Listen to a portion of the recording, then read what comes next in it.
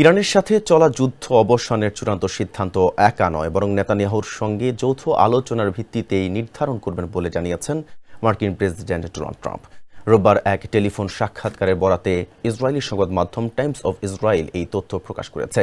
সাক্ষাৎকারে ট্রাম্প দাবি করেন, তিনি এবং নেতানিয়াহু যদি নেতৃত্বে না থাকতেন তবে ইরান এতদিনে ইসরায়েলকে মানচিত্র থেকে মুছে দিত। তিনি আরও বলেন, ওয়াশিংটন ও তেল আবিবের যৌথ এবং সুগভীর কৌশলগত পদক্ষেপের কারণেই ইরান ইসরায়েলকে ধ্বংস করার লক্ষ্য অর্জনে ব্যর্থ হয়েছে এবং বর্তমানে নিজেরাই চরম অস্তিত্ব সংকটের মুখে পড়েছে।